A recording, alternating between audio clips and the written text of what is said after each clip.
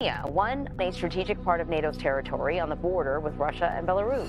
This is just a drill, a training exercise, but the threat is real. Since Russia invaded Ukraine last year, NATO has ramped up its air policing along its eastern flank.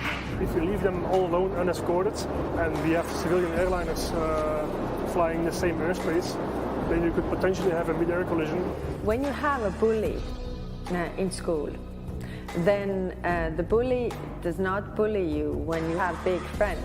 And this is the way NATO works. If you can find one Polish citizen who agrees, I'll be glad to take that seriously. I mean, look, first of all, I never told them NATO wouldn't expand. I ran for president advocating the expansion of NATO in 1992. And I had a conversation with Boris Yeltsin, whom I respected very much, and who was a much better president than he got credit for, as we all now see. And I said, look, I don't think you're going to invade Eastern Europe, but you're not going to be there forever. Our mission is clear: to demonstrate the seriousness of NATO's purpose so that the Serbian leaders understand the imperative of reversing course, to deter an even bloodier offensive against innocent civilians in Kosovo, and if necessary, to seriously damage the Serbian military's capacity to harm the people of Kosovo. In short, if President Milosevic will not make peace, we will limit his ability to make war. Lithuania's border with Russian ally Belarus is fenced up with razor wire.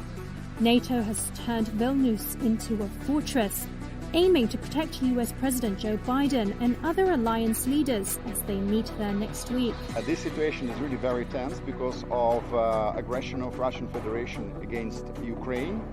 So it's already on a very, very high level. Fundamental blunder that the United States made in the mid-'80s, late '80s, early '90s, was the expansion of NATO. I mean, here we'd won the Cold War. We'd won the Cold War. And you then had people saying, well, now what are we going to do with NATO? Oh, well, I don't know. It's a bureaucracy. It works. What are we going to do with it? And so then the idea of expanding NATO. And the problem with it is this.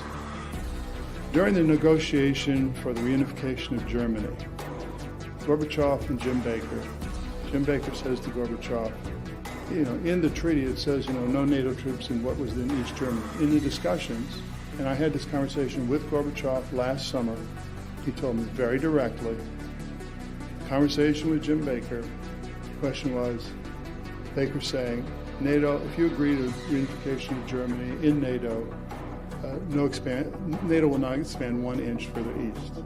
There's a NATO summit next week. Have you made up your mind whether you will go?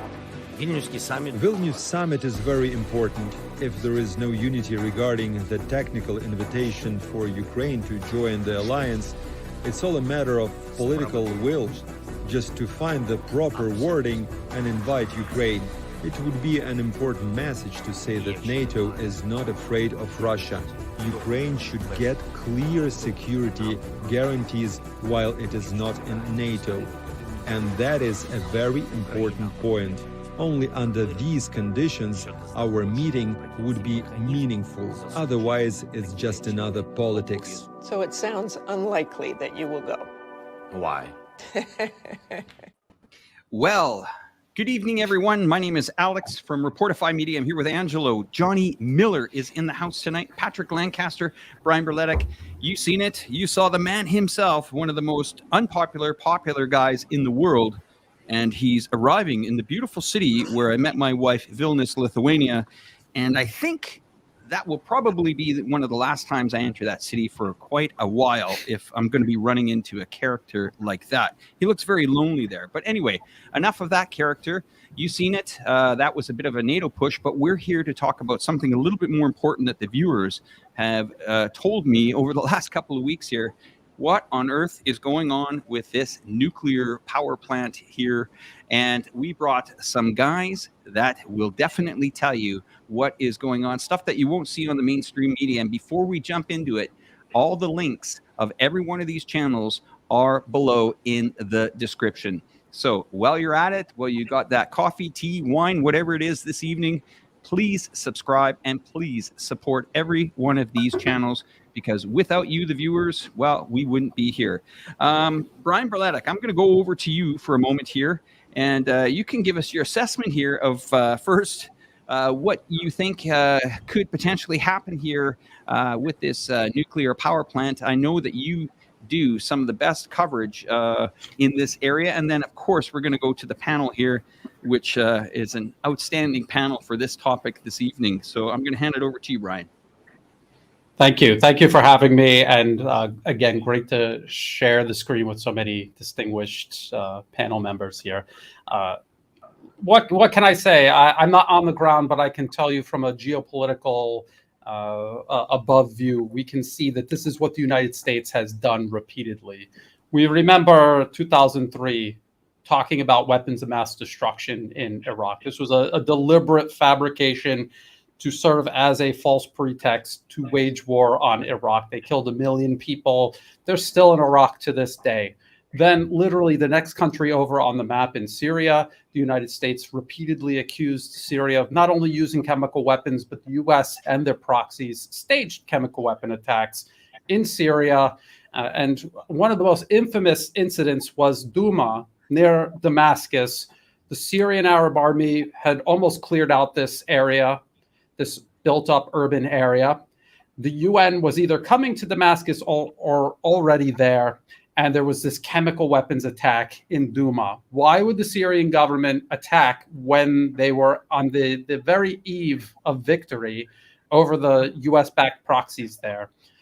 So it was, again, another false pretext for the US to get involved more directly in a proxy war that they were losing. They were at the losing end of it, and this was a gambit they were willing to try to reverse their fortunes. Now we're talking about the US proxy war against Russia in Ukraine. And we're watching this offensive over a month and a half now into it. The front line, the line of contact is relatively unchanged. Ukraine has suffered massive losses. Everyone, including the Ukrainian commander, General Zaluzhny, admits that it's not going the way they had planned. And now suddenly we hear about Russia supposedly getting ready to blow up their own nuclear power plant. And who at this point believes this? Who at this point doesn't see through what is, again, just another false flag being set up to create another pretext to save a failing proxy war? So from a geopolitical level, that's what I see. Well, Brian, I mean, I want to add to this. We did hear talk about, the dam, that there was attacks on both sides. That's what we heard. And lo and behold, it's no longer with us anymore. We also heard, these attacks on the pipelines. So I think, we do have a situation here where we're going to go with it, or where, I will say Ukraine is going to go with this. That's where I want to come over to Patrick. If you have a moment to tell us, your thoughts. You're on the ground there, and you're one of the independent journalists that is crowdfunded that has been following this story. Well, we'll say when it started, not where the Western media has told us the start date was February 2022, I believe. But you've been back there for a while. I want you to just kind of tell our viewers here, Patrick, how long you've been in this area, because there's a lot of new viewers that have just joined this live stream here and my channel over the last couple of months that said, hey, wait a minute, you got to get that Berletic guy back. You got to get that Lancaster. You got to get Angelo. And while you're at it, get Johnny Miller on this program. We need some answers. We're not getting it from the Western media. Over to you, Patrick. You're on the ground there. Tell us, what do you think is going on? Okay. Just again, thanks for having me, Alex. And it's great to see everybody again. And to answer your first question, I've been in this area reporting on the war since 2014. That's what like you said, the mainstream media wants people to believe that this war started in February of 2022, but this started in 2014, when this area, the Lugansk and Donetsk areas, voted to break away from Ukraine with the hopes that they would be taken in to Russia, like Russia took Crimea back in, but didn't quite end up happening so fast as they hoped. And that's why there's just been daily shelling for the last 9 years here. But as far as the power station, I definitely agree with Brian on his facts about the, just setting up a false narrative or false flag or however you want to call it. But the fact is that this plant is controlled by Russia and has been since the beginning of last year. And why would Russia want to blow up their own power plant and send a nuclear catastrophe across the new territory that they have claimed in this area? It's clearly something that's just being pursued and purported by Ukraine and the West to try to smear Russia. Ukraine says they have the proof that Russia's putting mines on the roof and all this type of things to make this disaster. Well, they don't want to show any of the proof. And when I was there 2 months ago, I'm looking forward to hearing a lot from Johnny because he's been there since I have. But when I was there 2 months ago, I saw the shells impacts clearly came across the river from Ukraine territory, hitting the territory of the power plant. No question about it.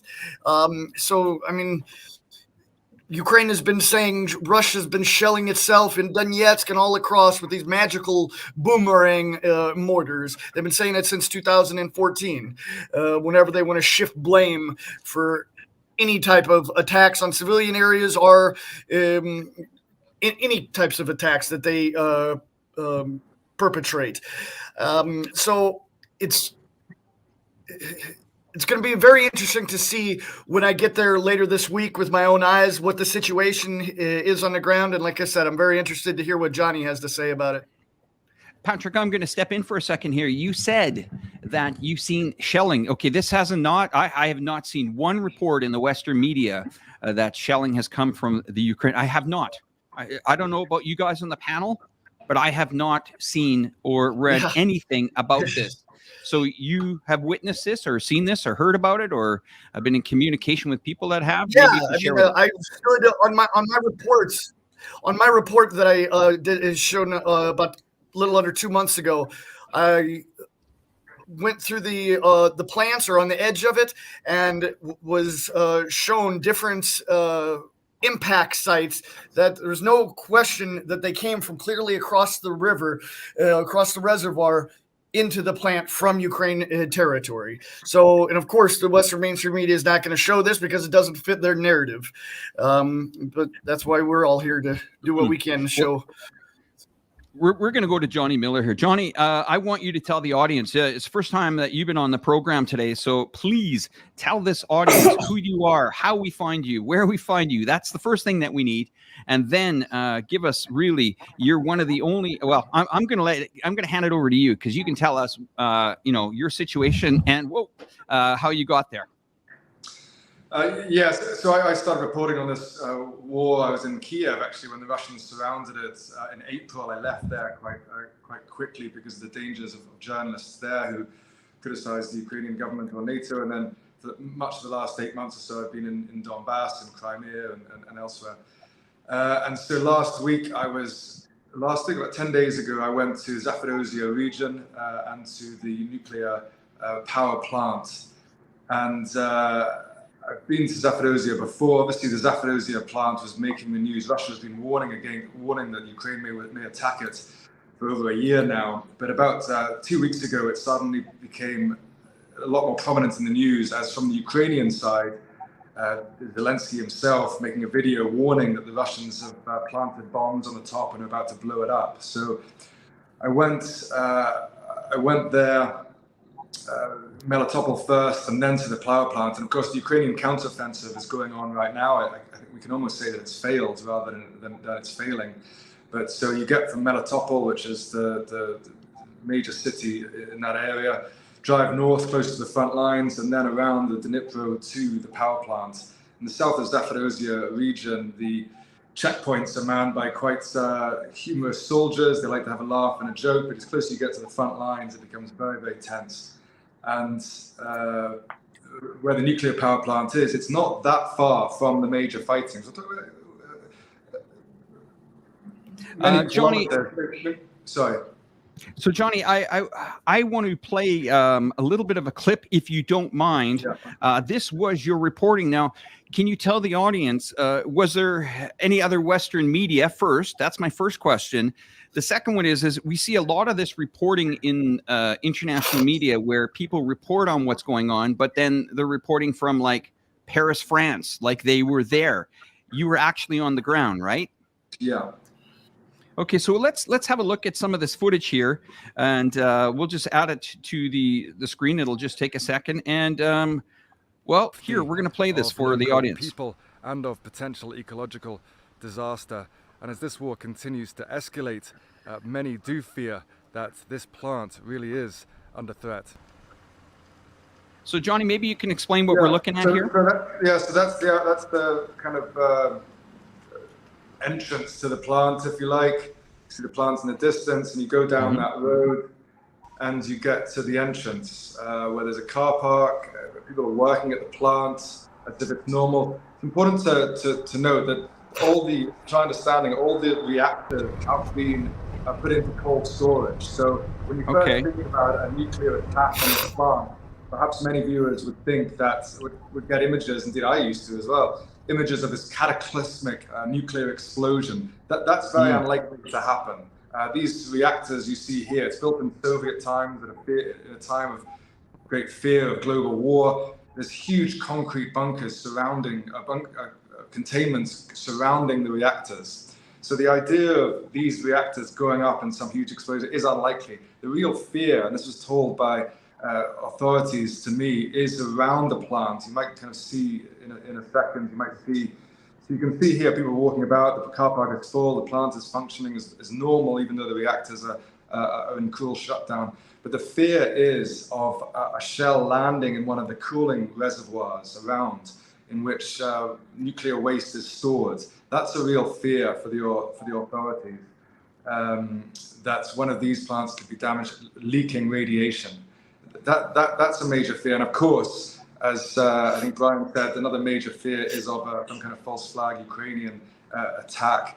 Even the Russian official who works in the nuclear sector said that on the 5th of July, which is a week ago now, the Ukrainians plan to use a missile with radioactive material in it in order to stage some kind of false flag. So these are the accusations on both sides. Important, of course, to recognize as well that the IAEA, international agency, is stationed there, and that's a major plus for Russia if Ukraine are planning to attack, because there are apparent independent observers there, and they say, of course, they show no evidence of Russia mining the plant.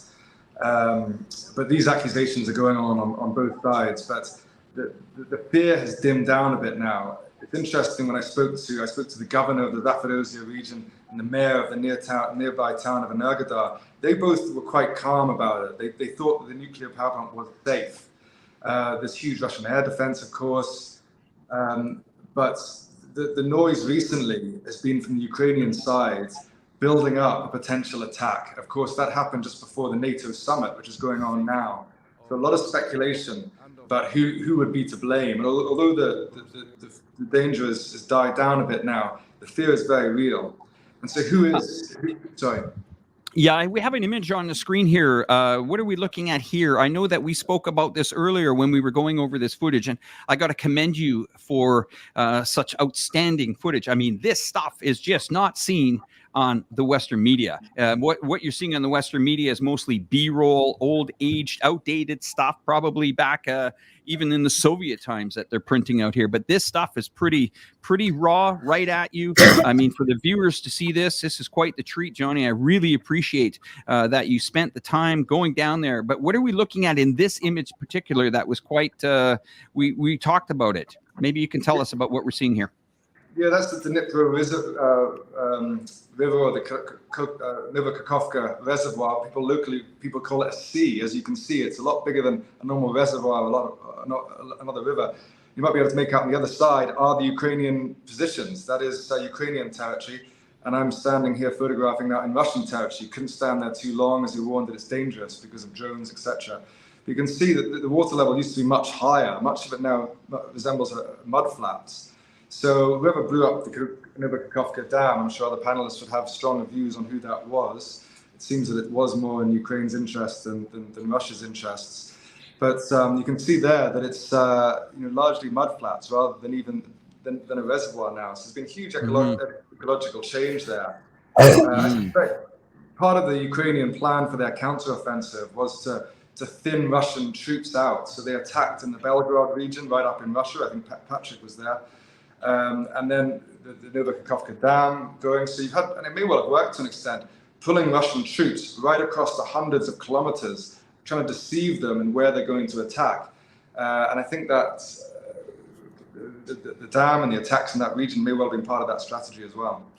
Now, we have an interview here that I've queued up for you. Maybe you can tell us a little bit what this interview, you have the file named NNP here. It's the gentleman wearing the green uniform. Maybe you can tell us about what we're about to see here. Yeah, so that's the Russian governor of the Zaporozhye region. So I interviewed him well, I won't tell you exactly where it was, but it was in his underground bunker, so to speak. You can see much of the rest of the interview on my Telegram or Twitter channel. Security was very tight. As you can imagine, there's a serious insurgency problem in that region, but he's the governor of the Russian region. I asked him about the nuclear power plant, and this is what he replied. Okay, so we're going to roll this clip, and it's about 1 minute and 12 seconds from start to finish, and then we'll open up the forum for some of the viewers, and then we'll continue on to our panel. And gentlemen, thank you very much for being patient backstage here. As we know, this is I would say this is very important for people to understand this, because all we're getting here, Johnny, on most of the Western media, is basically fear-mongering. This could happen, and what great timing for them to ramp it up during the beautiful city that hosted NATO on its, I would call it, sales weekend here in Lithuania. Okay, so let's get this going here. We'll play it, and in 1 minute, we'll come back to you, Johnny, okay? Here we go. Ну, по поводу Запорожской АЭС, сомневаюсь я, что это возможно просто так. Ну, то есть это очень сложная задача. Но что касается сил НАТО, иллюзий никаких нет. Они спокойно сделают это, потому что они убили 3 миллиона человек во Вьетнаме, и за это никто не ответил, не понес никакого наказания. 3 миллиона это, на всякий случай представить себе, это как город Киев. Ну так, плюс-минус. То есть это огромное количество людей, за которые никто не понес никакой ответственности. Они уничтожили Югославию, они там стреляли снарядами с обогащенным ураном. Это точно гиена, собака, которая будет делать все, что угодно для того, чтобы вырвать себе какой-то пожирней кусок. И не важно, сколько погибнет при этом туземцев, потому что мы все для них туземцы. Мы все для них, потому что они не поменяли. Все страны НАТО, практически все страны, входящие в НАТО, это страны колониального мира. Они по-другому мыслить не могут, они генетические рабовладельцы. Поэтому сколько туземцев погибнет от чего, там, от ядерного взрыва или еще что-то, если это им не наносит ущерб, они могут на это пойти спокойно и без сомнений. Well, Johnny, tell us. You had the. Let's hear it. Is there fear? Yeah. Sorry? Is there fear? Well, it's an interesting. I also spoke to the mayor of Energodar, the neighboring town, and they're less concerned than Zelensky is, or much of the media. They think it's quite secure.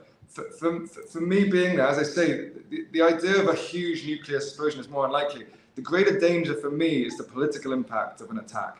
And indeed, I think Brian touched on that earlier.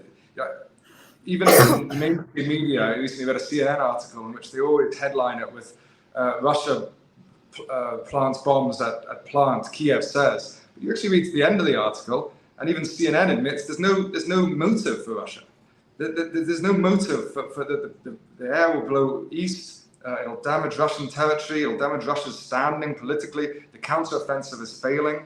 What is the motive? But Ukraine's motive would be to bring NATO into the conflict. Some British, American officials have said that if there's a nuclear explosion, that will trigger Article 5. So that's the idea behind the potential of Ukraine attacking it, and not necessarily creating some cataclysmic explosion, but creating some radiation leak that can create big headlines and bring NATO into the war. So that was the fear before the NATO summit, and that's the fear going forward, that this could be a huge ecological disaster. That is a real threat, but also politically. This could be used politically in order to make some big movement in terms of bringing NATO into the conflict. And that's more my fear than anything else. Johnny, you're going to continue with coverage of this area as well, of course. What's the best way for people to find you, to stay up to date? And how much do you update people? Maybe you can explain to our audience so we can kind of get a gauge and understanding on what you want to achieve here over the next little while. No, well, I do a lot of reporting for Press TV, the international broadcaster, and then a lot of social media, so Telegram, Twitter work. I'm now back in Moscow, trying to take some time off, although it's difficult. But just like I'm sure Patrick there, we do this because, well, I do, I won't speak for Patrick, but I think that there should be peace in Europe, and that this war is not only disastrous for Ukrainian people, for the Russian people, but it's disastrous for European people and American people. And I think that it's important, the work, obviously, Patrick's been in the war a long time, he does some fantastic work, and it's important, obviously, all you guys on YouTube and all the rest of it, it's important we keep up the work, because this is not in anybody's interest, this war. Well, Johnny, I just want to say thank you again for sharing that incredible footage, and of course, having quite a very accurate report on that area. I haven't seen any other news reporters, and if anyone does see them, please let us know. But once again, my hat goes off to you and to everybody on this panel that has all come together to kind of report on this topic. I'm going to open up the panel to anyone that would like to jump in and add to this. Angelo, have you got... you and I spoke about this last week, and we knew that we were going to eventually get this live stream going. Tell us your thoughts on what you think is happening. Well, I think, first of all, there's a role of IAEA, the UN agency, which is not very clear. I think it's very biased. They're not very neutral in this affair, because, they could have actually proven it's no rocket science when there was a shelling of the nuclear power plant, it would be easy just to prove that the shelling was coming from Ukraine. And already back then, so I have my doubts about the function of the neutrality of this institution. My worry is, I have maybe a question. I don't know if you guys can answer. Is we know what happened in Chernobyl, and what would be the impact if we were to compare to what happened in Chernobyl? I would be interested to know about this. I don't know if Johnny, you have some information. Yeah, I know that only one reactor working, and we are talking about it's extremely solid. It's even better than Chernobyl. So what is the worst case scenario if this was bombed? And I want to add one more thing related to this. I have the impression that Ukraine is craving for attention. So you see, you come into the news. How do you come into the news? It's either you build fear or you need to show some gains. So we know that there's the counteroffensive is not working very well. And there was a French riots. And I have the impression that this came in just because they are just very afraid that people lose interest in Ukraine. So they need to come up all the time with something new, because people are getting tired, So Johnny, just sorry if you can, what are your information compared to what happened in Chernobyl? Because people in Europe, they remember, and they, maybe you can compare a bit. Yeah, before I went there and did work on this, my fear, as I said, was that this could be like a Chernobyl, but cross-referencing authorities on the ground and international experts, and there's some important stuff in the mainstream as well. Cross-referencing that, the feeling is that it's unlikely to be as big as Chernobyl, because these reactors are safe. In Chernobyl, it was a reactor, as I understand it, that went up. But here the reactors are pretty safe. They've been cooled down. They're in storage. The real fear is radiation leak. So from talking to authorities on the ground, it's unlikely to be as big as Chernobyl. And that's why my fear is that an attack could be used for political gain or for making some movements. Someone referenced Syria earlier. Syrian chemical weapons were they used to try and bring America into the war against Bashar al-Assad. And that's my fear more than anything else, that any kind of radiation leak could be used in order to pump up anger against Russia, bring NATO in, and to make political changes. Having said that, it could blow up tomorrow and you can replay this and I was wrong. But my general feel is that the political danger of a radiation leak is more dangerous than a cataclysmic nuclear disaster. But any nuclear radiation leak in Europe, and I'll also say, I suspect that Ukraine is desperate right now. Ukraine is desperate. Russia will win this war if NATO doesn't step in. Ukraine is desperate. Do the Americans and the British care about the radiation leak? I doubt it. The Europeans will. France, Germany, do they want a radiation leak in Europe? They don't want. So we like to think of NATO and Ukraine as some homogenous group. There's different power plays going on. There's British interests, American, Baltic states, Ukrainian interests, all these different interests going on. And so any kind of planned attack on the power plant may well be one interest, and another interest may well try and stop that happening. But there's certainly powers, I think, that would do this, but others that think it's a very bad idea. Brian, I want to get your insight on this situation here.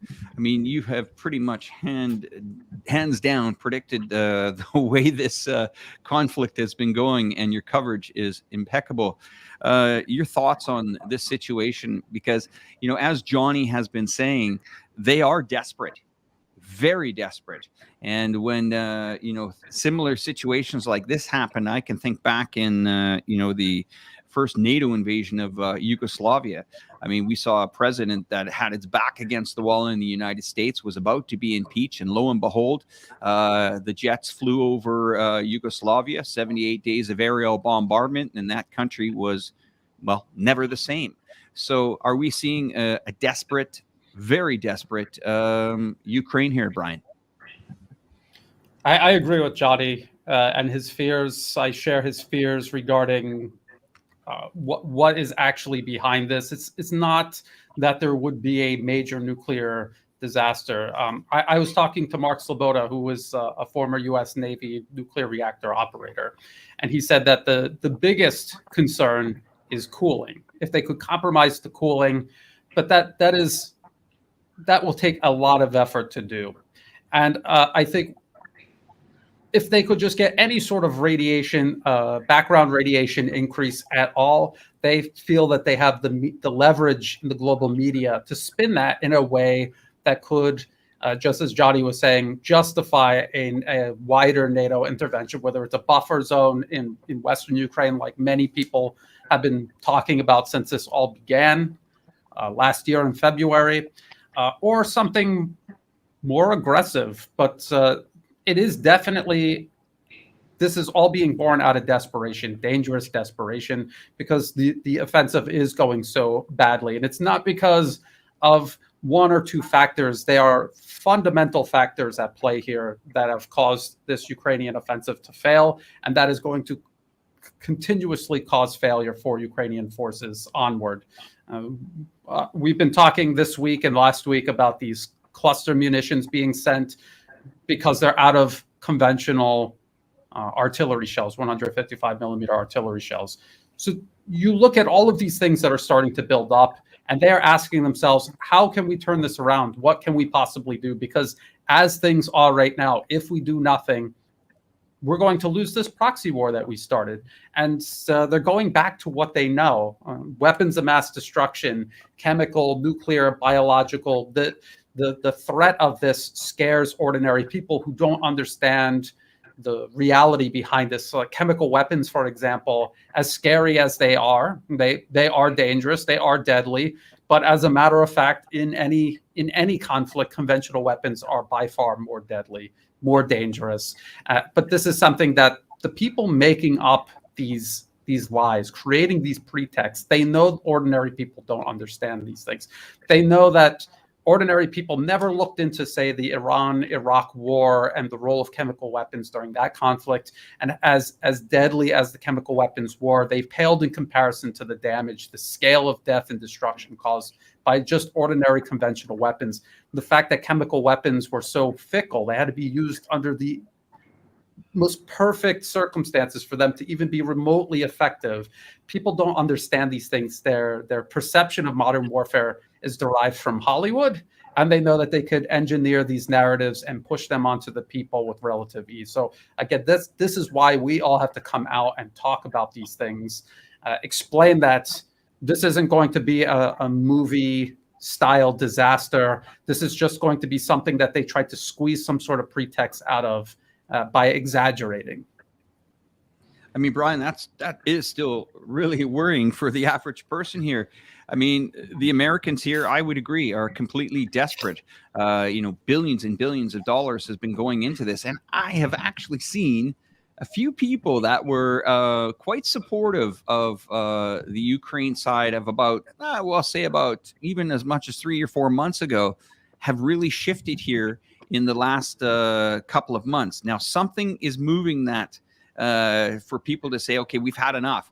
I don't know if it's economies that have just gone down the toilet. I don't know if people have lost loved ones through mercenaries fighting in the Ukraine. But I mean, Patrick, you're there, you see it. I mean, first of all, I mean, how desperate is it getting there? We can't get any information. We can't even get a body count on how many of these young soldiers have died at the hands of Alinsky here. It's catastrophic. If my dad was still alive today, he would just be saying, what on earth is this guy doing? Where is diplomacy? Where is the negotiation tables? It's nowhere to exist. I still cannot find an accurate count on how many of these young guys have lost their lives. But Patrick, you are one of the very few voices, you and Johnny, that are down, on the ground reporting. How bad is it getting? How desperate is it getting? Please share it. Well, of course, there's unfortunately casualties on both sides, both military and civilian. I'm right now here in Donetsk, and already today there's been several attacks around the city, the same as yesterday and the day before that, and literally every single day the Ukrainian forces are launching on the city of Donetsk and other suburbs in civilian areas. And every single day, there are civilians getting injured and killed by Western-supplied weapons, mainly the 155 millimeter shells that are the most popular for Ukraine to shell civilian areas with. But of course, also I've seen HIMARS rockets hit civilian homes, many different types of weapons. But the fact is that a lot of these weapons that are being supplied to Ukraine by the West are hitting civilians in civilian areas, and it's a shame to see. Well, thank you for that, Patrick. We're going to come back to you in a moment here.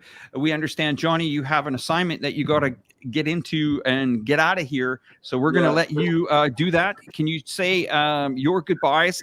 Please tell this audience how we can follow this exclusive stuff that you've shared with us tonight. Very important. I commend you again and your bravery for reporting. Tell the audience how we can find you, where we can find you, and we appreciate you coming on the program. And guys, stick around because we got a lot more stuff coming up after Johnny. Go ahead, Johnny. Thank you. Yeah, thank you so much. I have an appointment already scheduled that in a few minutes I have to do. So really wish I could be here longer. I really enjoyed it. Hope to be there again. You can follow me on Twitter. You should be able to follow it in the chat, I think, Twitter and Telegram. And really support journalists, local journalists, trying to do their best and to give the other side of this conflict. There's not many journalists on the Russian side of this conflict. I think me and Patrick would be killed, certainly arrested if we went to the Ukrainian side, but important to hear both sides of the conflict. So great job that you're doing, and thanks so much for having me on. Well, what a pleasure, Johnny. Thank you very much for coming on to the program. The audience, say your goodbyes to Johnny, and we're going to move on. Thanks again, Johnny. We're going to move on to Angelo. Angelo, you and I were talking about this a couple of weeks ago. There's always something coming up every week here, that is fueling this. I think, once again, as Johnny was saying and what Patrick was saying, desperation is setting in here. I mean, is this just fear mongering, or are we going to see something come that we've never seen before? Your thoughts on that? Well, a lot of people see this like a soap opera. You need to keep up the tension. You need to grab the attention of people because there's lots of events happening around the world, and they want Ukraine to be number one, the number one issue. And I think all the time they need to come up with something. Now where the desperate is that there's no result on the ground. Even they used to say, they used to grab a few kilometers here and there at the very heavy cost. Now they don't even do that, and they on the ground it's just massive. It's a massive defeat for Ukraine, and they don't have they've destroyed several armies so far. And the force, when you don't need to be an expert there to see that the force, everything is on the side of Russia. It's just a matter of time where where you could have a Ukrainian army collapse. So what they're doing now is just trying to buy time. And there's a lot of cosmetic. You see, on the west side it's very emotional. It's a lot of showmanship. It's like we meet, we hug in Vilnius. We are the best. And that's a self-deception. It's just dramatic, really. And I like to say that we need to have the adults on the ground around the table. You see, when I see BRICS, serious people, adults, and talking about real stuff, they're working for their people. And I see what is happening in NATO and the EU, and you see clearly young, a bit younger, more presentable, trying to look cool people, but it's just showmanship. They're not working for their people. They are working for the globalist elites. And you see those people, what they're doing is just revolving door. It's a vicious circle of elect and regret. Those people, they're not there to deliver because they know that it doesn't matter. If I don't please people, I have a job that is waiting for me, and I'll make even much more money. And I like to say, the example of Macron. Macron was always a banker. He just happened in between to be a president, and he's going to be back to be a banker to make serious money for himself and for the Rothschild Bank, who he used to work for. So you see, it's just we got those two clashes of two different worlds: the emotional, irrational, and you got the adults. And the global South is actually showing the world they do stuff. It doesn't look sexy. You know why? Because they're not there to do showmanship. They're there to serve their people. And that's what we're seeing. And, and this is this shift. And you know what? What is happening in the nuclear power plant, the global South is not going to buy this. They've been lied all along. So many times, they're not naive. They play along. They say, yes, yes, yes. But you know what they're doing? On the side, they're building up bricks. They're building up banks. You know what BRICS is actually, if you compare to World War II, BRICS is when they met in Yalta. Yalta, the conference, was before the end of the war. They were already preparing the after war. So BRICS right now is the after war, the next world order, and just going back to the adult, setup, some adult setup. Because we're going nowhere. Those people are mad, and what is scary is that they're desperate. It's will they accept they are going to lose this hegemony, which is, by the way, which was an accident in world history. It's just 200 years where the West had this hegemony. It's an accident. In history, India and China, they were the largest superpower. I mean, mainly because they had the largest population. So we're just going back to a normal order. But then the difference would be focus on prosperity, focus on exchanges, and peace, hopefully. Sorry, well, that was a long. No. Sorry, I mean, this is a huge subject, but the thing is that every time we talk about Ukraine, we need to have micro and macro approach. If you see Ukraine as a single event, and you don't go back to history, and you don't see it on the macro as a macro event, in reality, Ukraine, it's minor. It's a very small thing. It's nothing. It's nothing. You know what is the big thing? Is de-dollarization. Those are the big thing. Ukraine, that's small. And you know what? No matter what happened in Ukraine, even if Russia were to lose, that's a catastrophe. It wouldn't happen. But you know what? De-dollarization will still happen. The end of Western hegemony will still happen. I mean, Angelo, I'm going to try to follow up. I understand what you're saying from an economic standpoint, that the countries are at more risk with the de-dollarization, and also, the risk of their economies going down. Well, we've seen that. But, this is desperation, I think, from another angle here. I mean, you said, if Russia did lose this, but what is winning for Ukraine? And this is where I'm going to go to Brian and Patrick. What do they win? Patrick, you're there. How much destruction? You got to remember, and I'm not sure if the audience is aware of this, but when that shelling is coming from Ukraine, they are shelling all this infrastructure and all this territory that they're trying to, either get back or that they have lost. And the longer, to my understanding, the longer that this goes on, I mean, is there going to be anything left if once this is all over? Are we talking kilometers of just, bombed out, who knows what kind of, ammunition that they're using? I'm not the expert. Brian, you are on this cluster bombs, all these, catchy things that we're hearing, whether it's the Patriot missile system. I mean, gentlemen, you guys decide who goes first on this, but we need some clarity here. What on earth does the ground look like there, Patrick? And for Brian, how bad is all this munitions done to this lost or gained territory? What's left? Go ahead, Patrick. Well, thanks, Brian. I can, for the question about what is the win for Ukraine and what's the win for Russia. Of course, Ukraine's been saying that, they're not going to stop until there's no Russian forces in any territory that's they recognize as Ukraine. Now, the same thing goes for Russia. Russia is not going to stop until the 4 regions that had the referendum to join Russia and that Russia accepted in by Russian law and declared part of Russia. Zaporozhye, Kherson, Donetsk, and Lugansk. There's no way that Russia will take anything less than controlling what is legally part of the Russian Federation in Russia. And I don't think Ukraine's going to go for that willingly.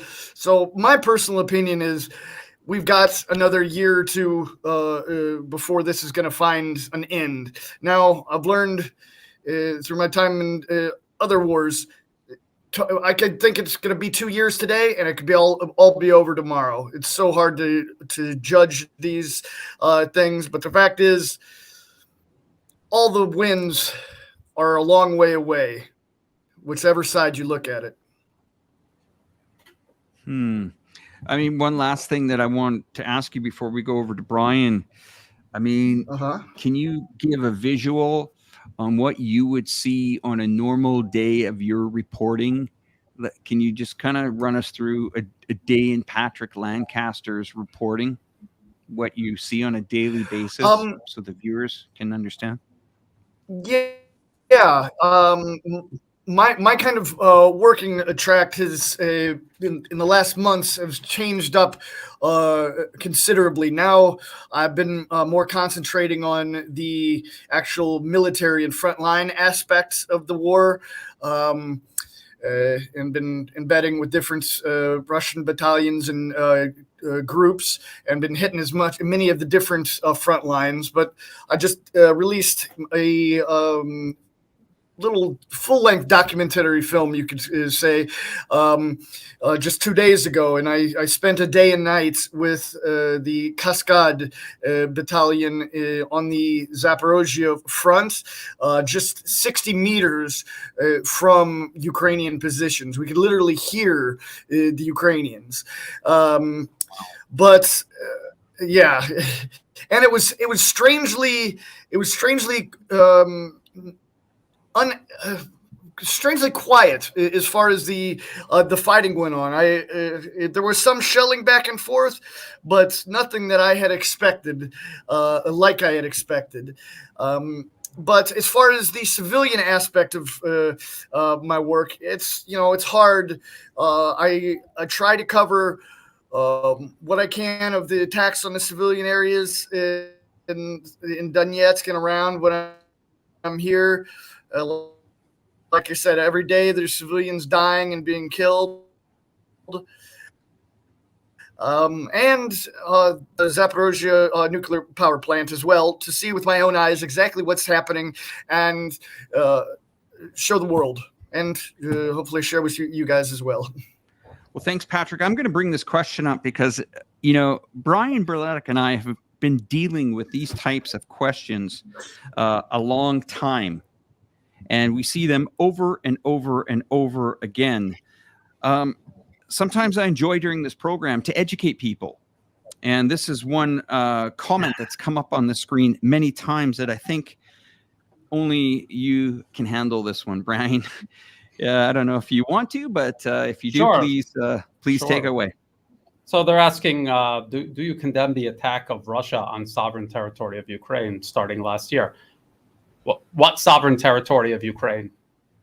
Ukraine, it was not a sovereign country starting 2014 onward. It was not a sovereign country. The United States, in front of the eyes of the world, openly overthrew the elected government of Ukraine, handpicked the client regime to install in its place. And from that point onward, every decision made in Kiev was determined by Washington, not the representatives of the Ukrainian people, because the Ukrainian people did not pick these people. And from that point onward, they rounded up and eliminated the opposition. They eliminated the opposition media or any critical media at all that was not under the control of Kiev and their Washington sponsors. They were banning the Russian language, restricting the Russian language. They're going after Russian Orthodox religion. People have to remember that half the people in Ukraine either speak only Russian or Russian and Ukrainian. So that the idea that there's some sort of tiny minority that's just a monkey wrench in the works is an absurdity. And so there was no sovereignty. It was a country politically captured in every sense by what the U.S. calls color revolution, which is a means other than war. Usually, when we look back at history, the way a nation would politically capture another nation is through military invasion and occupation, the creation of a client regime. The United States doesn't need to do that. They've perfected this system of politically capturing another nation without having to physically invade. They have armed proxies who do that work for them. And so when you really think about it, it was as if the United States had invaded and was occupying Ukraine. What Russia is doing is undoing that process. They are undoing that. And again, it was not a war that started last year in February.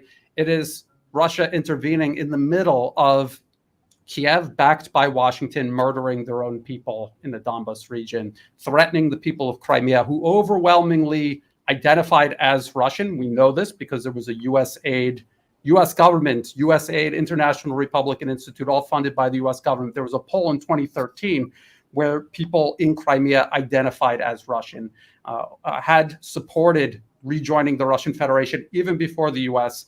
installed Nazis into power in Kiev, which gave the people of Crimea many more reasons to want to rejoin Russia. So we have to keep all of these actual facts in mind versus this fairy tale that Ukraine was some innocent sovereign nation that Russia is just picking on. That is nonsense. If you want to take back Ukraine's sovereignty, take it back from those who actually took it. That is the United States.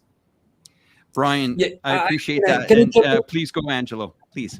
Yeah, I want to jump in because this is such a sensitive, such an important subject is sovereignty. I'm actually shocked whenever I talk to people that people don't have the education to understand what is the meaning of sovereignty, and just also the fact that democracy, the foundation of democracy, the number one precondition is sovereignty. And people don't have that education, that basic education. I give you an example. For example, in France, or in France, when you look at the political landscape, you need to ask yourself, is it a sovereign state? And then you have to ask yourself, do French government, French people, they control the information space? Who's giving the orders and so on. And you realize that all the decisions are made in Brussels. And that's a very good example, So you cannot claim yourself to be a democracy if you don't have this precondition. And this is what we've been doing with Brian. And we agree 100% when it comes to sovereignty, because the democracy is a process of self-determination. And this is why we actually trying just to expose the lack of sovereignty and all this meddling, all those regime change you have around the world that actually go against the fundamentals. They say that they want to export democracy, but it's not. If you are going to impose a democracy and you are going to impose the rules of the game, and you are going to have NGOs poured in, you are going to lend money attached to preconditions, IMF, World Bank saying, well, I'm going to lend you money, but you need to have a certain type of government that goes into the same direction as the globalist agenda. And that is very shocking. I think we have a responsibility, for whoever understands this concept, to teach people. Ask yourself the first question, number one, sovereignty. And in the case of Ukraine, it's very simple. They claim they want sovereignty for Ukraine. But why did you meddle into Ukraine already back in 2004, Orange Revolution, 2005, 2014, the Maidan Revolution? You spent €5 billion or dollars, into Ukraine just to subvert this democracy. You're going against the thing that you self preach. So I think that this topic is very important. And we need constantly to go back to sovereignty, number one. Well, I'm going to step in here because last night, and it's interesting that you guys are talking about sovereignty and stuff like that. For a lot of the people that don't really have a grasp on what's what is happening in the Ukraine here, I'm going to give you a modern day scenario. And this could be possibly one of the next destination that Patrick Lancaster may have to go to report. I mean, the people that, are watching this program, of course, we will answer some questions. We're not going to answer all the ones that, like that. But let me clarify where I'm going with this. Last night, we had a chat about, sovereignty. And this was on my program yesterday with Duran. And I brought up on this program, and this is, I want the viewers that doubt what's going on in the Ukraine and maybe that are not in support of Russia, supporting this conflict. But here's something that I want to bring up on the. Here we go. Let me just bring it up 1 second. This is what we call an alien's passport in Estonia. Now, this is not old news, everyone. This is modern day, 12th of July, 2023. Still going on. Now, this is what the Estonian government gives people after the country has basically come out of the Soviet Union, joined the EU, and people that, let's say, are Russian speakers. There's 25% of Russian speakers in Estonia. They give them a choice. And here's the choice. Let's say your family is in Siberia, during the Soviet Union, they moved to Estonia. They helped build some infrastructure. Maybe they were helping with an Olympic village or whatever. Okay. They have family there, cousins, brothers, nephews, or whatever. Well, I know very well how this story goes, because I'm married to a Lithuanian lady. And upon marrying her, she had one choice, what passport to take. She couldn't have two And that means she could not become a dual citizen, because this is where the anti-Russian part of this story goes. These countries put laws in. Sound familiar, gentlemen? Sound like somebody in power in the Ukraine that pushes laws in to ban languages? Well, they ban nationalities in Estonia. You can't hold your Russian nationality and become an Estonian. Oh, no, no, no, you cannot do this. And to this day, to this very day, there is almost 100,000 stateless people humiliated by holding a gray passport, because it's their livelihood. This is where they were born. But the Estonian government says, take your choice. Take this Estonian passport, and while you're at it, you need to learn Estonian language. Tell that to a 65, 70-year-old babushka living in Estonia that she's got to scrap the language that she knows to get a passport. And the more humiliating thing about this is, it's actually disgraceful when you think about it. They do not allow these people that have a gray passport to travel within the European Union. Period. Sorry about that. And basically the government says, well, we do not approve automatically granting Estonian citizens to people with undetermined citizenship. Can you imagine that? Undetermined citizenship. Wow. I mean, and according to an integration study from 2017, 45% of these people with undetermined citizenship do not wish to acquire Estonian citizenship. What does that tell you guys? Okay, the last point I'm going to make on this here, and there she is, the NATO pumper herself, Kaya. The vast majority of the nations which provide visa-free entry to Estonian citizens, those holding an Estonian passport, do not, I repeat, do not allow visa-free entry to holders of the Estonian alien passport who are not Estonian citizenship. This is what we are dealing with today, and this, I hopefully shed some light on what the people in the Donbass area have gone through for decades here. Patrick, you see where I'm going with this, right? This is exactly what's happening down there, and this is right in the middle of the Baltic states here in Estonia, who claims to be a cheerleader of NATO. These Russians are sitting ducks there. Sitting ducks and not even having the ability to travel. I mean, my God, you know. I can give you an exact example of how the people that live in these regions are having trouble with traveling, just getting documents. My oldest son, was born in Donetsk in 2017. So we received a Donetsk People's Republic birth certificate. And to this day, I have not been able to get the U.S. Embassy to grant him United States documents, because they said he's an American, automatically an American, because he's the son of an American, but they cannot legally identify him as a person. They told me go to Kiev and get a Ukrainian birth certificate. So this is just one personal example of the problems the people have here. Well, Patrick, I'm going to add to this, and I'll eventually get off my disgust for the Baltic regions. And sorry, Yulia, I know it's my wife that is Lithuanian, but really, this is do the European Union think that these 90,000 people that have these gray passports are going to sit back and continue to be humiliated? And this was happening way before, what was going on in Ukraine here. But this could be a firecracker.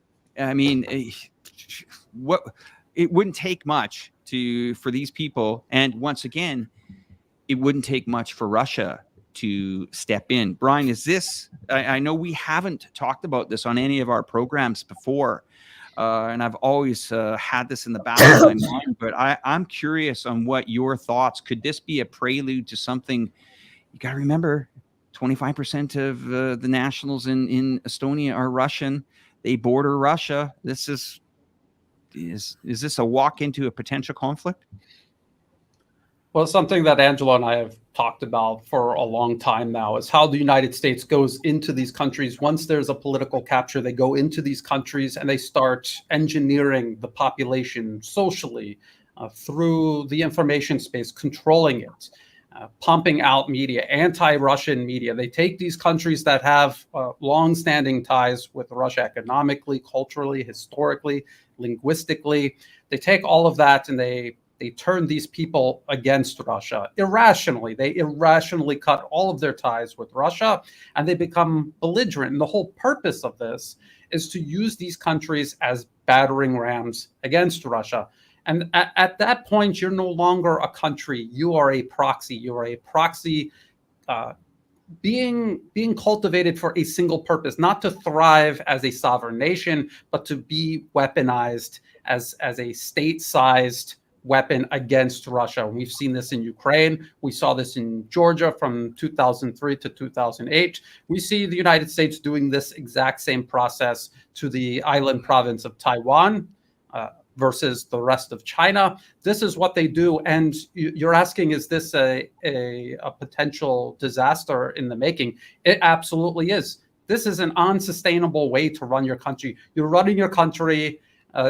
The unifying principle of your country is to hate Russia, which is not a reason to exist as a country. But this is what the United States has transformed these countries into. It is artificial. It is unsustainable. And it depends entirely on the U.S. backing these Baltic nations or Kiev, Ukraine. And we can already see how this is playing out. It is an absolute disaster for the proxy state being used. And so, no, these countries don't have a future. They'll be destroyed in the process. Or if they're lucky, what the U.S. is doing, as it is unsustainable, it will collapse. And finally, these countries will get an opportunity to exist as sovereign countries. And when they are looking after their own best interests rather than Washington's best interests, they will realize that there are opportunities both in the East and the West, and this irrational hatred of Russia will finally end. You know, my concern is I didn't think it would ever come to the borders of Estonia, and I know I will drop Estonia here in a moment, but once again, it's almost like looking in the mirror. I think Estonia really has to, have a sobering moment here where they have to say, wait a moment here. You know, this is 25% of our population. And can you imagine the humiliation these people are going through today, even neighboring country of Latvia? And what we don't hear talk about, gentlemen, is two important parts here that I think we need to talk about. There is a section of Russia that is not connected to the mainland. That is Kaliningrad. And we very seldom hear much talk about Kaliningrad in the Western media, for sure. And then, I can say with all due respect to my friend Patrick Lancaster, we actually met the first time in a breakaway region that bordered the Ukraine on the Dniester River called Transnistria.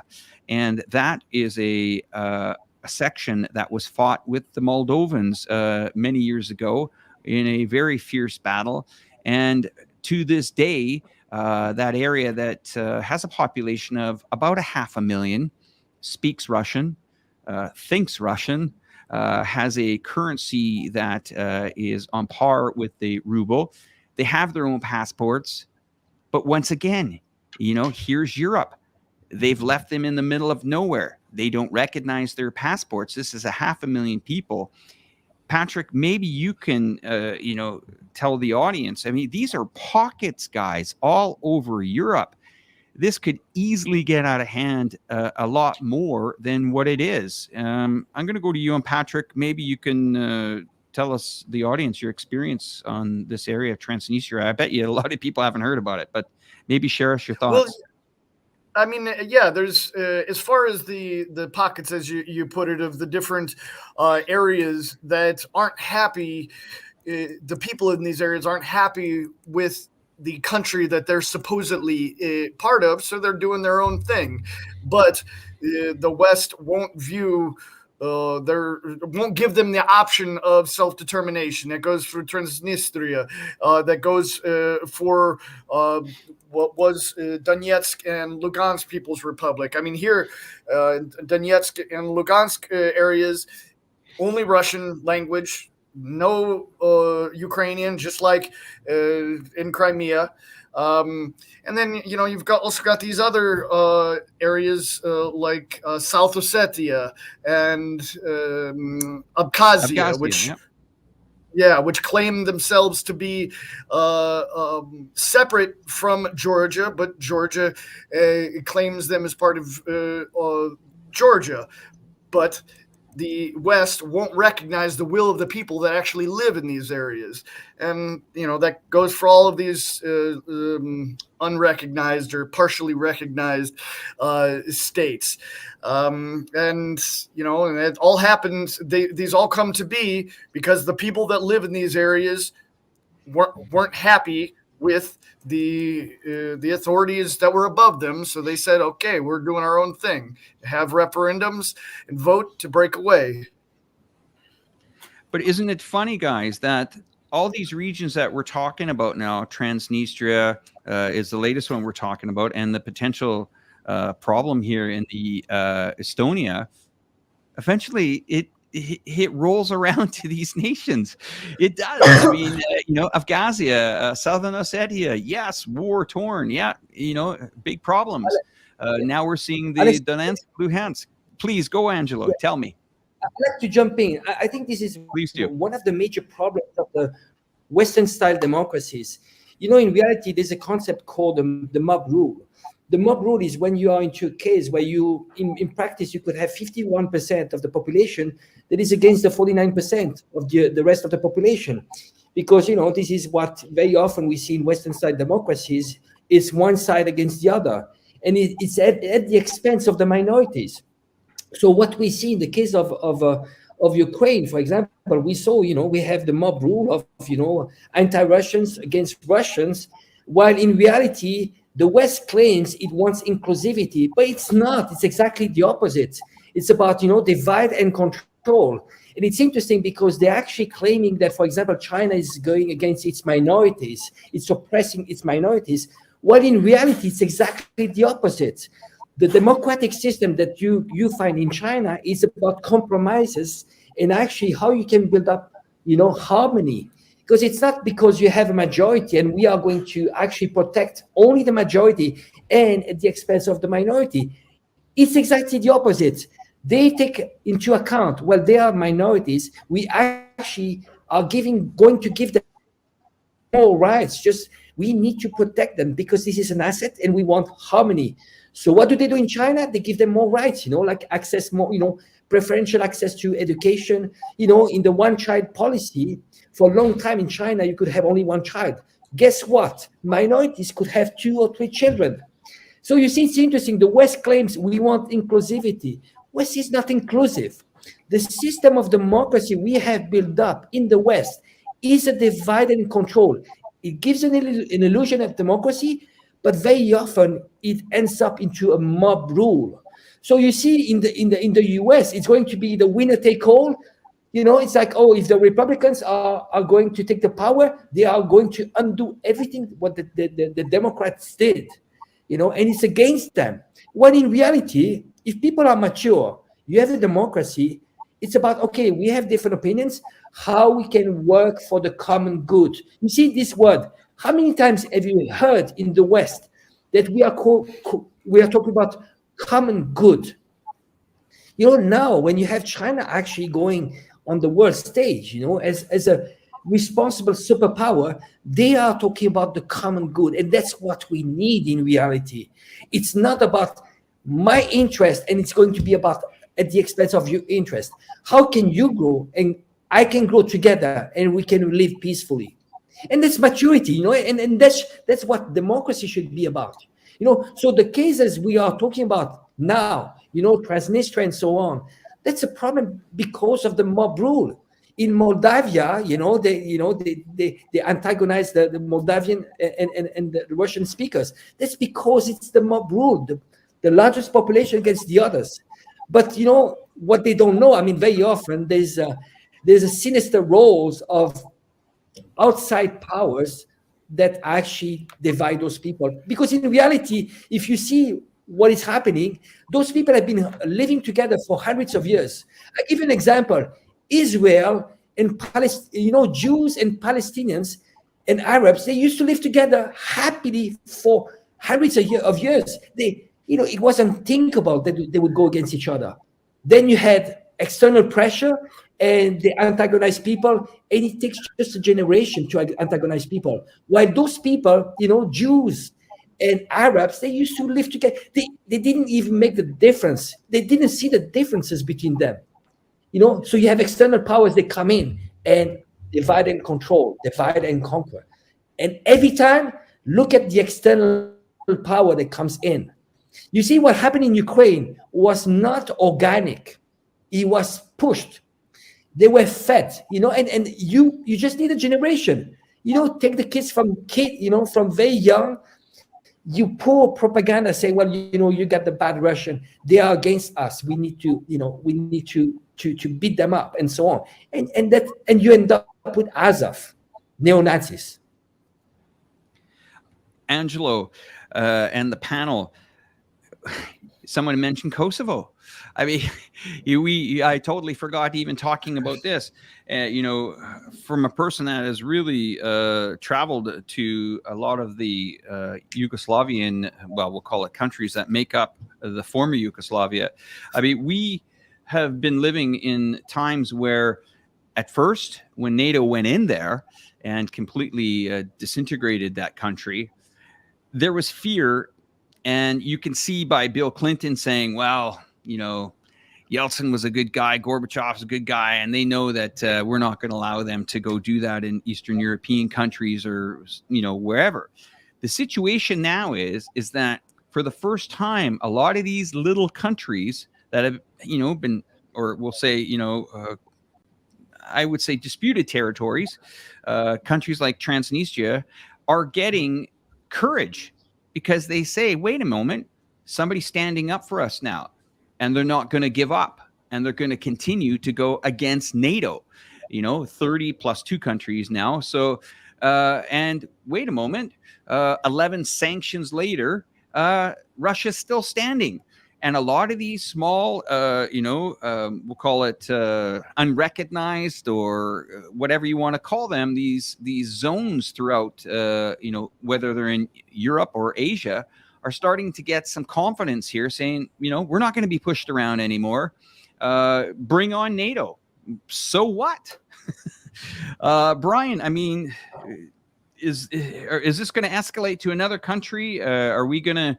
Is this the last, stand for NATO in, for their world dominance? That doesn't really look like they've shown too much world dominance. But your thoughts, and then we'll go to Patrick for his insight as well. Well, I just want to kind of continue what Angelo was saying. What they're doing inside of these countries is entirely artificial. They're stirring up animosity between people who used to coexist historically. And something that we can see unfolding now that U.S. hegemony is fading, the U.S. and Europe's control and influence over regions, say the Middle East, is fading. And what happens when that hegemony fades? Those nations in that region that were being divided against one another begin fixing their ties with one another. So we saw Saudi Arabia and Iran repairing their ties. We see a slow, but I would say sure, repairing of ties between Turkey and Russia and Syria over the U.S. engineered proxy war against Damascus. We see that happening. And as Angelo was saying, Jews and Muslims have been coexisting in the Middle East for centuries. The largest Jewish population outside of Israel in the Middle East is actually in Iran. A lot of people don't know that, but it's true. And they coexist with one another there. And so a lot of what we're seeing is absolutely artificial, and it's being done through a constant investment in resources. And as the U.S. fades, fewer and fewer resources are going to be directed into these divide and conquer, color revolutions, these operations to manipulate and wield these smaller nations and contested territories as battering rams against U.S. adversaries. So that is going to fade. And so, Alex, I think you're right in saying that this is a time of transition, but we have to remember that this can take a very long time. So I don't think that's going to be resolved overnight. As Patrick said, a lot of just what's going on in Ukraine, this is going to take a very long time. Whichever side prevails, they still have a long way to go toward prevailing. So I think that goes for all of these other areas that we're talking about.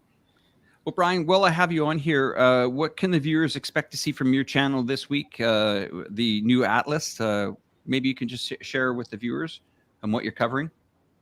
Okay, so tomorrow, Angela and I are going to have a live stream. Scott from Calibrated is going to come on. We're going to do a question and answers session about what's going on in Ukraine.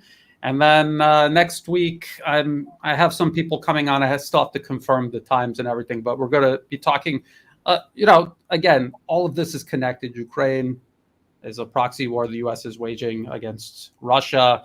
The situation in Taiwan, or say here in Southeast Asia, is a situation the U.S. is using against China. We're going to try to get people on to talk about that and have conversations about that. Patrick, there was a question someone asked, who's next after Ukraine? Well, it's hard to say. I mean, you can take everything as it comes, and like I do with all my work, I tried my best to stick with what I see with my own eyes and show of that what the Western mainstream media is ignoring or lying about. And for now, I'm here in Donetsk. Next days, going to the power plant and see what's really happening there, and of course just build on what beyond what Johnny did. He did a great report, and that seeing that made me want to head back there. But for now, got to do what we can here to show the world. Can't cover every country. I just want to say about Patrick's video in Rostov. That was amazing. That was eye-opening. You're on the ground talking with the people who came out to see the Wagner forces, and their reaction and their perception of what was going on. When you listen to them talk about how they support everyone, Wagner, Prigozhin, the Ministry of Defense, President Putin, when you heard that, it made so much more sense why the Kremlin reacted the way it did. So I just want to thank you for that and all the other hard work you do, all of this coverage. It really is unique, and it is extremely valuable. And so anyone that's listening in right now that is not following your channel, they need to follow you. Same here. Go ahead, Angela, please. Same. I mean, I share the same with Brian. We respect very much your work, and just one thing: just stay safe, please. Yes, stay safe. I'll do my best. Just one last question for the panel. We get this a lot from people viewing. Is there any word on Gonzalo Lira at this moment? Anyone have anything that they can add to the program, please? He is still being held by the Ukrainian government. He's pending, the kangaroo court that they're going to have set up for him, and he faces a lengthy jail sentence, which they'll most likely hand down to him because this whole thing was all about PR. And if people remember when he was first arrested, they themselves played a video of the supposed evidence against him. And all he said was that there's Nazis in Kiev, which is 100% true. The U.S. Congress had to amend spending for Ukraine's military so that money and weapons didn't fall into the hands of Azov, who the U.S. government itself described as Nazis. So that was a fact.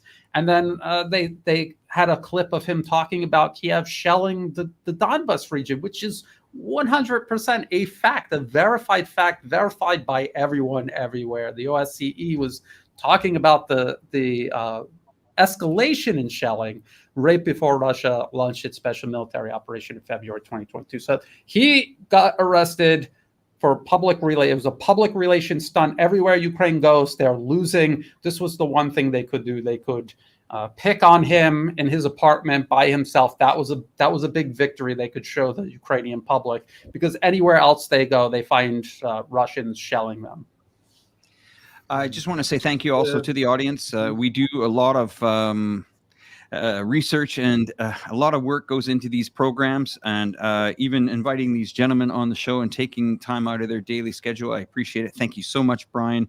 Thank you so much, Angelo. Patrick, I'm going to give you the last word here. You can tell the viewers how to support your work. Please tell us how to support your work. We know that a lot of these Western governments are going against you, trying to shut down ways that people can innocently fund you. But as we know, this is the mainstream media and, of course, the collective West that is against everyone that is reporting the truth. Also, one huge shout out to the Duran as well. Please support their channel as well. And everyone else is on this panel. Patrick, I'm going to give you the final words. And after that, gentlemen, we'll wrap up the show. And everyone, have yourself a safe day. Go ahead, Patrick. All right, thank you, Alex. I want to touch on the Gonzalo Lira situation, add on that a bit.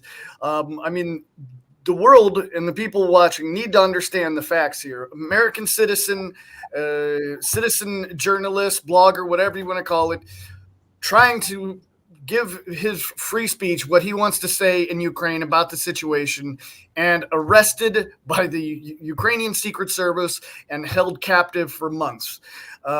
This is something that the world and the people need to speak up about across the world and tell the United States what's going on here.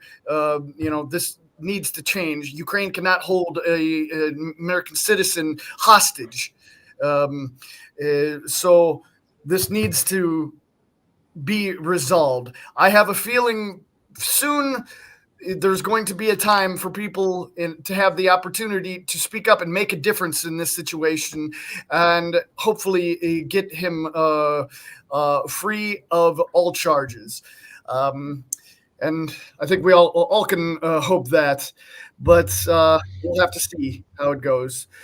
And as far as my work, like we said, the link is in to my YouTube channel is in the description. And on my YouTube channel, you can find all the links to all my social media, Telegram channels, and links to support my work, because I'm totally crowdfunded. I do this just to get the information out that the Western mainstream media is hiding, like all of you. I do make appearances on different medias that I believe will help to do that, like the Redacted and some Indian TV channels. But that's, out of the goodness of my heart and the goodness to try to get the information out. So I'm 100% funded by my viewers. So everybody can find the link in the description of all of my videos to support my work. And thanks again, Angelo, for your insight as well. Gentlemen, fantastic panel tonight. And if you haven't already, subscribe to every channel that you see here. And as well, definitely. Johnny, who was on earlier, thanks for hooking us up with that, Patrick. What a great guy to have on the panel this evening. Everyone, have yourself a fantastic day. From all of us here, you guys take care. And thanks for watching. All right. Take care. Bye-bye. Nice seeing you guys. Bye. Likewise.